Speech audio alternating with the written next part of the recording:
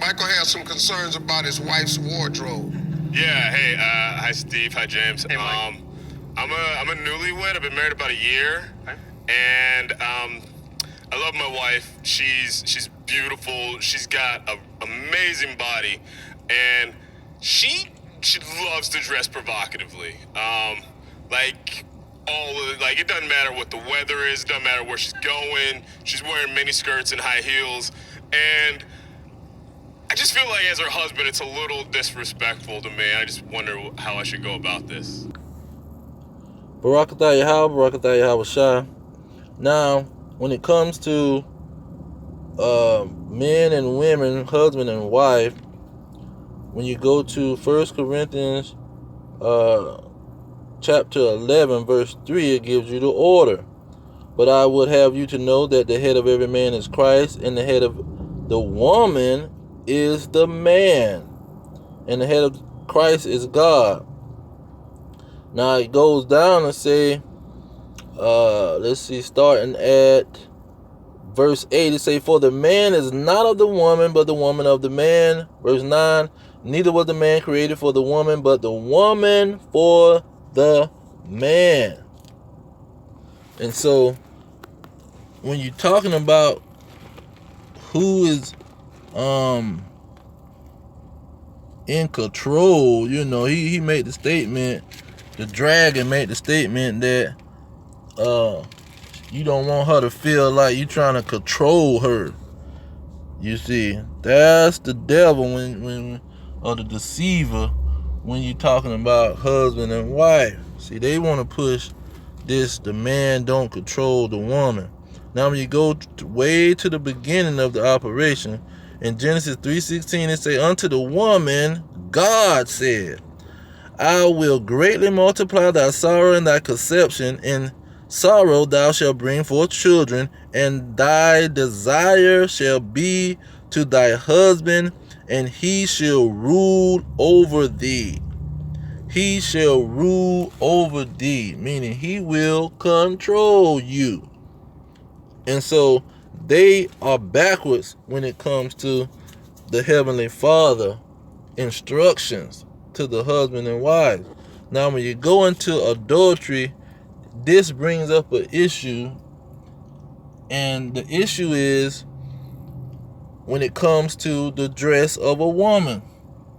Now when you go into Matthew verse 5, chapter 28, it say, but I say unto you, whosoever looketh on a woman to lust after her hath committed adultery with her already in his heart.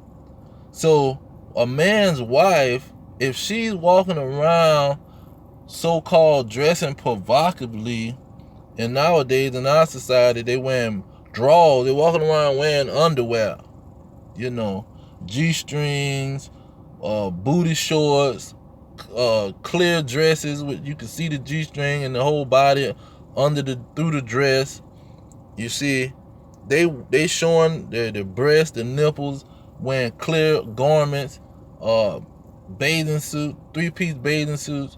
They doing all of these things, and they're married, and men are looking upon them, and the men are gonna lust after them and commit adultery in their heart because these individuals are naked. But who is starting the thing? Who is starting the operation? The woman is starting the operation.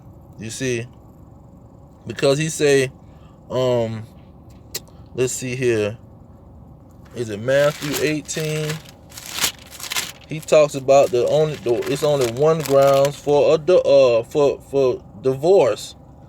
Where does it talk about the grounds for divorce? Here in chapter 19, it says, is it lawful for a man?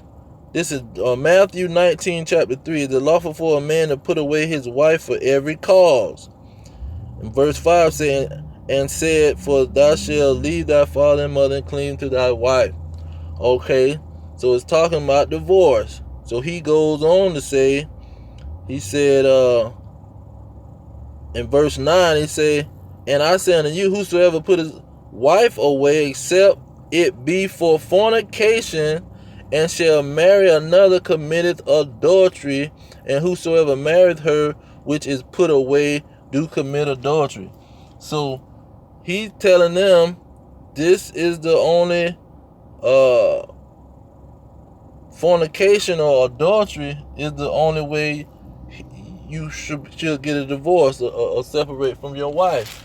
But the issue is now these women are walking around butt naked, and they're causing men to commit adultery with them. You see, you causing the adultery, so you are part of the adultery. If this man committing adultery in his heart against you, you open up the door for him to do so. You see what I'm saying? So you participating in the adultery. That means you are committing adultery. Walking around naked is committing adultery for the woman, because she's involved. That's like if a man, if she go sleep with this man and she don't yell and make a noise, she consenting into the sexual operation. If she scream and asks for help, now the man gonna get put to death. But if she don't scream and she's acceptable to the situation, she's in agreement with the situation, she's accomplished to the situation, she gonna get put to death too for adultery. And this is what's going on with these women walking around in Babylon the Great, the mother of whores, walking around butt naked, showing all of their body parts, making men sit around and commit adultery with them. You see, he can't commit adultery with you. No, these men are not gonna look at your eyeballs and your lips and stuff and be lusting and committing adultery. Not too many men gonna do that. You see, and you should be shamefaced too, as 1 Timothy 2:9 say, shamefaced, when you not looking all these men in their eyes and doing certain things. That's why the Muslims cover their face, so you can just cut off all the adultery. See, the woman is not in adultery now. And 1 Timothy 2nd chapter verse 9 talks about presenting yourself as a woman of God. See, a woman of God ain't committing adultery. She ain't trying to even have other men committing adultery in their minds on her. And so that's the point I'm trying to make, that these women walking around naked, pretty much committing helping the adultery in the world. It ain't always got to be physical. According to Matthew 19, it don't have to be physical. And see, the so-called daughters of Zion, they are in Babylon the Great, and they doing all kind of things on Instagram and these Facebook, these social sites and magazines and everything, walking around naked. You got the ladies in Egypt, the women in Egypt, just for trying to influence other women, going to prison for 2 years. 2 years they going to hardcore prison for wearing dresses, dancing with the dress on. But the women in Babylon the Great, these American women, they showing everybody their operation and participating in adultery. Because most of them is sexually active and got a man, they operating with a man. So either, a lot of these women ain't single. But while they with this man, they sitting around taking pictures showing these men their body parts, and the men sitting around committing adultery. You got the fans only. So if he your fan and he paying to look at you, what is he paying to look at you for? Because he's lusting after you in his heart. Well, let's get this heifer off my screen, because that's what they want to do. And see, they listening to these dragons, and these dragons. Hi Steve, hi James. These dragons gonna tell you a whole nother situation. They gonna say, well, try to talk to her and and hope she listen. You know, they ain't gonna tell her, you got to tell this woman she can't do it. It's against the laws of God, and she gonna get put to death for doing so. Cause that's the punishment for adultery. You walking around naked, you gonna get punished by the creator of all things, cause he didn't create you to do so.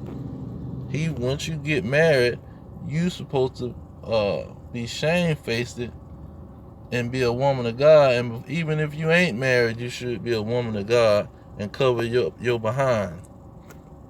But I'm going to leave it there. All praise to Yahweh, Hashem, Yahweh Shah, Hashem and Kakadash. Double honor to the elders pushing the truth worldwide. Peace to the elect worldwide. The kingdom is at hand. Shalom.